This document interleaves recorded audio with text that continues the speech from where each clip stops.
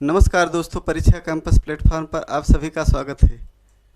हम हिंदी साहित्य आदिकाल से संबंधित 5वां प्रैक्टिस सेट देख रहे हैं, जिसमें पूर्व में आए हुए net JRF TGT PGT assistant professor से संबंधित महत्वपूर्ण प्रश्नों को रखा गया है। इन प्रश्नों को हल करेंगे और इसमें इसकी व्याख्या में कुछ नए प्रश्नों को भी देखेंगे। देखते हैं आज का पहला प्रश्न आपका कौन सा है। पहला प्रश्न है कि इन सिद्धों एवं नाथों में सबसे पुराने हैं। पहला ऑप्शन है सरहसा, दूसरा ऑप्शन है मच्छंद्रनाथ, तीसरा है कांडपा, चौथा है गोरखनाथ। इसमें जो सही उत्तर होगा मच्छंद्रनाथ। मच्छंद्रनाथ का दूसरा नाम मत्स्येंद्रनाथ है। देखिए यहाँ पर अगर सरहपा होता तो वो जो है यही उत्तर सही होता, लेकिन यहाँ पर जो है सरहपा नहीं है, सरहसा है। और कांडपा भी नहीं, इनसे पीछे के हैं। गोरखनाथ भी इनसे पीछे के हैं। फिर देखते हैं अगला प्रश्न आपका कौन सा है। दूसरा प्रश्न है निम्नलिखित में से किस रचना में कड़वक शैली का प्रयोग नहीं हुआ है। देखिए यह प्रश्न बहुत ही महत्वपूर्ण है, इसको ध्यान दिए क्योंकि गलत हो जाएगा, क्योंकि सभी लोग जानते हैं कि ज़्यादातर रचनाएं कड़वक शैली में हैं, लेकिन कुछ ऐसी रचनाएं हैं जो कड़वकबद्ध शैली में नहीं है। कड़वकबद्ध शैली उसको कहते हैं जिसमें दोहा और चौपाई 8 हरदालियों के बाद जैसे 8 चौपाई का प्रयोग होता है, उसके बाद एक फिर दोहा का प्रयोग होता है, जैसे रामचरितमानस है, फिर मलिक मोहम्मद जायसी का पद्मावत है। ये सब ज़्यादातर कड़वक शैली में प्रयोग हुए हैं। कड़वक शैली का प्रारंभ आदिकाल में जैन साहित्य से प्रारंभ होता है और अपभ्रंश में भी कड़वक शैली का प्रयोग हुआ है। इसमें पहला ऑप्शन है जम्बू स्वामी चरिव, दूसरा है पौम चरिव, तीसरा है पाहुड़ दोहा, फिर चौथा है महापुराण। इसमें जो सही उत्तर है पाहुड़ दोहा, पाहुड़ दोहा राम सिंह की रचना है। किसकी है? राम सिंह की रचना है, क्योंकि यह जो है राम सिंह जैन आचार्य माने जाते थे। राम सिंह की रचना है पाहुड़ दोहा। इसमें जो है कड़वकबद्ध शैली का प्रयोग नहीं हुआ है। बाकी इन तीनों रचनाओं में जैसे पौम चरिव स्वयंभू का, इसमें कड़वकबद्ध शैली का प्रयोग हुआ। महापुराण में भी कड़वकबद्ध शैली का प्रयोग हुआ है। जम्बू स्वामी चरिव में भी। देखते हैं अगला प्रश्न आपका कौन सा है। अगला प्रश्न है सांकेतिक अर्थ रखने के कारण इनकी वाणियों की भाषा को संधा भाषा कहा गया। संधा भाषा यानी ये जो है इनके अर्थ रहस्यमयी होते थे। जैसे जो सिद्ध लोग थे उनकी जो रचनाएं होती थी, उनके जो पद होते थे, उनके जो है अर्थ एकदम रहस्यमयी। जैसे उन्होंने कहा है कि भाई यह जैसे कि आप सुबह और यानी जो शाम के समय का न रात्र है न फिर पूरी तरह से मतलब दिन है, तो इसी तरीके से उसके बीच का मध्य का भाग एक प्रकार से रहस्यमय। उसी तरीके से इनकी भाषा जो होती थी ये रहस्यमय होती थी। वो किसकी भाषा है? पहला ऑप्शन सिद्ध, दूसरा नाथ, तीसरा सूफी, फिर कबीर। इसमें जो सही उत्तर है कबीर। देखिए जो रहस्यमय का सिद्धांत कबीर ने यहीं से लिया था, सिद्धों की भाषाओं से ही उन्होंने लिया था। इनकी सिद्धों की भाषाओं को संधा भाषा कहा जाता है। कहीं कहीं संध्या, कहीं कहीं संधा भाषा लिखा जाता है। देखते हैं अगला प्रश्न आपका कौन सा है। देखिए आदिकाल के किस कवि की भाषा हिंदी के वर्तमान रूप के सर्वाधिक निकट है। देखिए ऐसा कौन सा भाई आदिकाल का कवि है जो वर्तमान की खड़ी बोली है उसके समकालीन उसकी भाषा बहुत ही निकट है। पहला है चंद्रवरदाई, दूसरा है अद्दामाड़, उसके बाद विद्यापति, अमीर खुसरो। इसमें जो सही उत्तर है अमीर खुसरो। अमीर खुसरो खड़ी बोली के जनक माने जाते हैं। इनकी जो है जो वर्तमान में भाषा है हिंदी की खड़ी बोली उसकी सर्वाधिक निकट मानी जाती है, अमीर खुसरो की भाषा है। देखते हैं अगला प्रश्न आपका कौन सा है। 5वां प्रश्न है पृथ्वीराज रासों में प्रमुख रस कौन सा है। ये भी बहुत महत्वपूर्ण है। देखिए आदिकाल का जो रस था ज़्यादातर उसमें वीर और श्रृंगार रस के ही प्रयोग हुआ था। और भी रसों का समायोजन है, लेकिन ऐसी बात नहीं है। फिर पहला ऑप्शन है वीर एवं श्रृंगार, दूसरा श्रृंगार और भयानक रस, तीसरा है विभत्स और श्रृंगार, चौथा है रौद्र और श्रृंगार। इसमें जो है सही उत्तर है वीर और श्रृंगार रस। देखिए पृथ्वीराज रासों का जो प्रमुख रस है यह वीर और श्रृंगार है। यह शैली में किस शैली में लिखा गया? पिंगल शैली में। देखिए इसकी भाषा क्या है? डिंगल है। देखते हैं अगला प्रश्न आपका कौन सा है। आदिकाल के कवि सरहपाद की काव्य परंपरा में विकसित नाथ पंथ के हठ योग का पल्लवन आगे चलकर इनमें से किस कवि में हुआ है? पहला ऑप्शन है जायसी, दूसरा तुलसी, तीसरा कबीर, चौथा देवसेन। इसमें जो सही उत्तर है कबीर। देखिए, आदिकाल की जो सरहपाद की जो काव्य परंपरा थी उसमें हठयोग का जो उन्होंने प्रवर्तन किया था उसका आगे जो है पल्लवन आगे चलकर उसका जो विकसित रूप हुआ कबीर की भाषा में हुआ। कबीर ने हठयोग का भी हठयोग चलाया था, क्योंकि कहाँ से लिया था? सिद्धों से ही, सरहपाद से जो सिद्धांत से उन्हीं की सिद्धों से ही लिए गए हठयोग की परंपरा को आगे चल कबीर ने और आगे बढ़ाया था। देखते हैं अगला प्रश्न आपका कौन सा है। नागरी प्रचारणी सभा से प्रकाशित पृथ्वीराज रासों के संस्करण को प्रामाणिक मानने वाले विद्वान इनमें से कौन है? कैन लिखा कौन है? पहला ऑप्शन है रामचंद्र शुक्ल, दूसरा ऑप्शन है कर्नल टाड, तीसरा ऑप्शन श्यामल दास, फिर उसके बाद चौथा ऑप्शन गौरी शंकर हीराचंद ओझा। इसमें जो सही उत्तर है कर्नल टाड।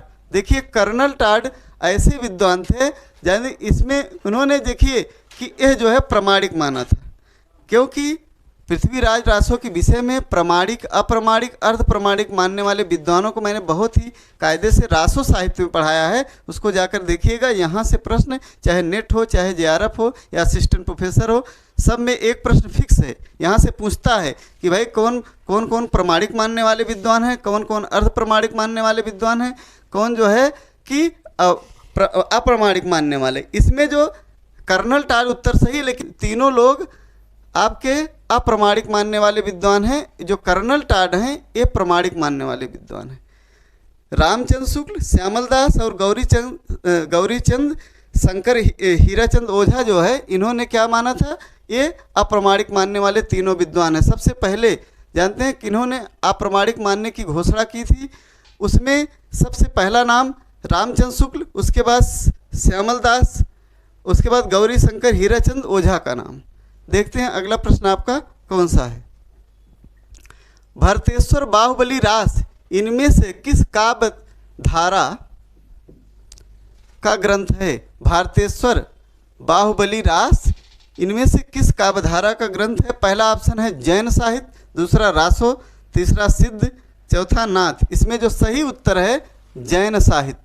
यानी भारतेश्वर बाहुबली रास को इनमें से किस काव्यधारा का ग्रंथ, इसको माना किसने है? पहला ग्रंथ ये जो है कि गणपति चंद्रगुप्त ने। अगला प्रश्न आपका कौन सा है?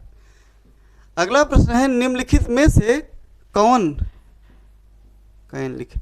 सी रचना शिलांकित है? देखिए, मैंने जब आपको पढ़ाया था इसमें जो लौकिक साहित्य है उसी में से ये रचना है कि कौन सी ऐसी रचना है शिलांकृत कृति है। पहला है वर्ण रत्नाकर, दूसरा है वसंत विलास, तीसरा है उक्त विक्त प्रकरण, चौथा है राउल वेल। इसमें जो राउल वेल रचना है यही उत्तर सही है। ये शिलांकृत कृत अर्थात पर शिला पर अंकित कृत होने के कारण इसको शिलांकृत कृत कहा जाता है राउल वेल को। और बाकी जो है ये रचनाएं लौकिक साहित्य की रचनाएं हैं। देखते हैं अगला प्रश्न आपका कौन सा है। रचना और रचनाकार की दृष्टि से कौन सा विकल्प सुमेलित नहीं है? नहीं पर विशेष ध्यान देना है। कौन सा ऐसा विकल्प है जो सुमेलित नहीं है? पहला ऑप्शन है प्रबंध चिंतामणि, विनय चंद्र सूर्य, दूसरा है पाहुड़ दोहा राम सिंह, तीसरा है नेमनाथ चरिव हरिभद्र सूर्य, उसके बाद भविष्यत कहा धनपाल। इसमें जो सही उत्तर है आपका पहला ही होगा, क्योंकि प्रबंध चिंतामणि विनय चंद्र सूर्य की नहीं मेरुतुंग की है। क्या है? मेरुतुंग की रचना है। यानी प्रबंध चिंतामणि मेरुतुंग की रचना है। बाकी पाहुड़ दोहा राम सिंह की है ही, उसके बाद नेमनाथ चरिव हरिभद्र सूर्य की है ही, भविष्यत कहा धनपाल की है। देखते हैं अगला प्रश्न आपका कौन सा है। 11वां प्रश्न है जसहर चरित्र के लेखक हैं? पहला है स्वयंभू, दूसरा है पुष्पदंत, तीसरा धनपाल, चौथा अब्दुल रहमान। इसमें जो सही उत्तर है पुष्पदंत की रचना है जसहर चरित्र। इसको जसहर चरिव भी कहा जाता है, कहीं कहीं जसहर चरित्र भी मिलता है।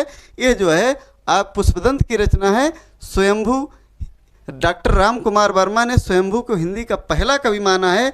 और धनपाल ने एक रचना बहुत ही चर्चित रचना लिखी भविष्यत कहा।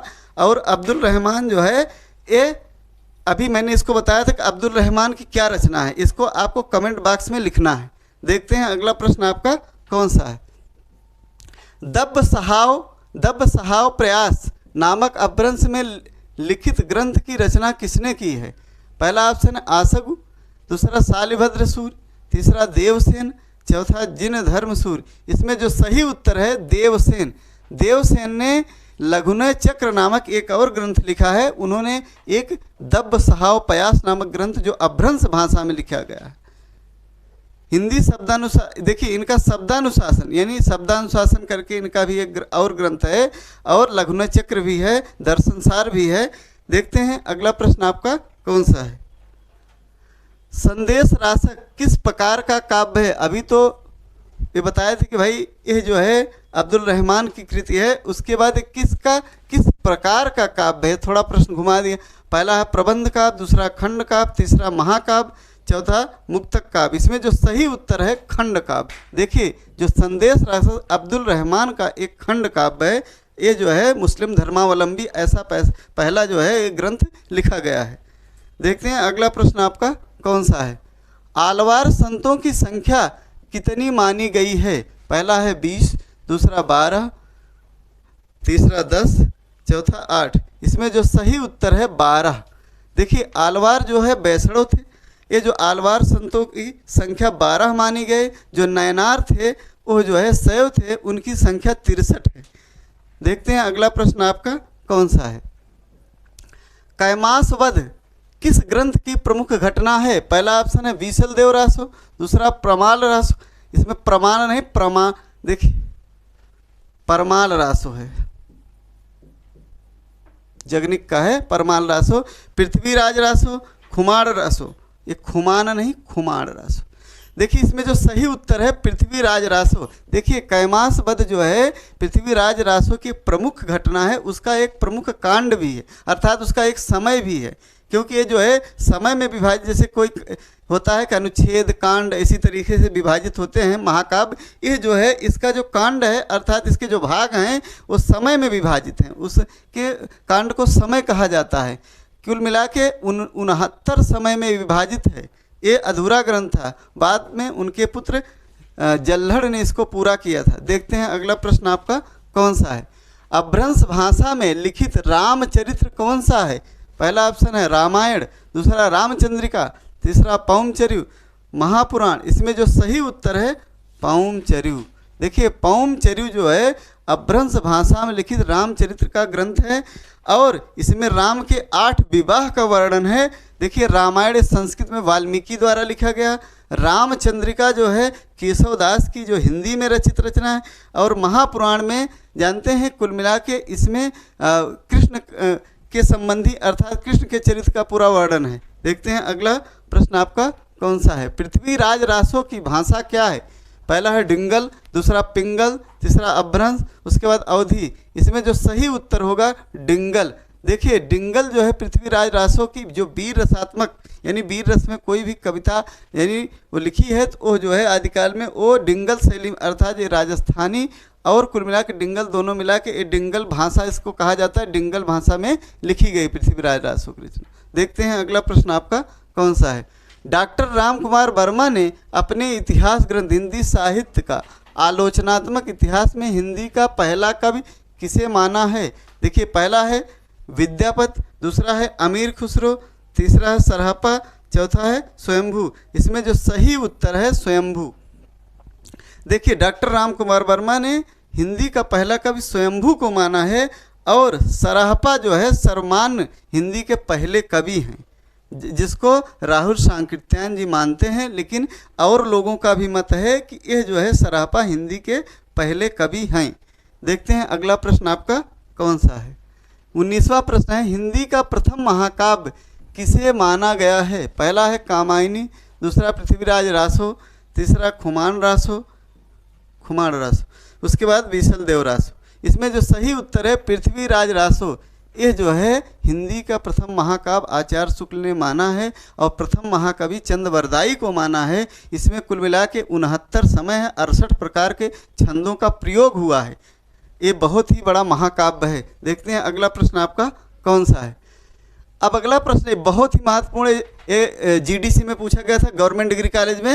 ये बहुत ही महत्वपूर्ण है कि गोरी सोवै सेज पर मुख पर डारे केस, चल खुसरो घर आपने रैन भई चहुदेस। पूरी लाइन है, अर्थात इसको जो है किसके द्वारा ये रचित है। पहला इसीलिए चल खुसरो इसमें नहीं लिखा गया था ताकि इतना ही दिया गया कि लोग फंस जाएं। गोरी सोवै सेज पर मुख पर डाले केस, पहला ऑप्शन है घनानंद, दूसरा विद्यापत, तीसरा बिहारी, चौथा अमीर खुसरो। इसमें सही उत्तर है अमीर खुसरो। देखिए अमीर खुसरो ने अपने गुरु निजामुद्दीन औलिया की मृत्यु पर यह जो है दोहा, उन्होंने यह छंद कहा था। देखिए जब उनके गुरु का स्वर्गवास हो गया तो उसी समय से उन्होंने कहा गोरी सोवै सेज पर मुख पर डाले के, चल खुसरो घर आपने रैन भई चहुदे।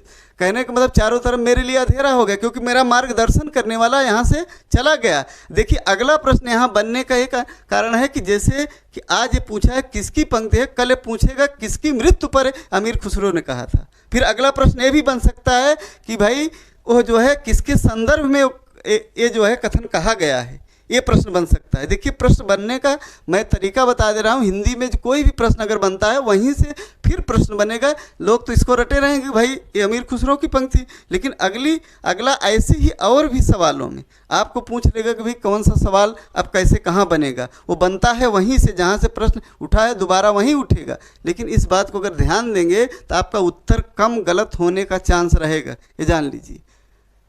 देखिए अब यहीं पर आपका ये प्रश्न समाप्त हुआ। अब देखिए हम इसका अगर किसी को पीडीएफ प्राप्त करना हो तो हमारे टेलीग्राम चैनल को ज्वाइन करिए, हमारे चैनल परीक्षा कैंपस को लाइक करिए, सब्सक्राइब करिए, कमेंट करिए। मिलते हैं अगले वीडियो में, तब तक के लिए धन्यवाद।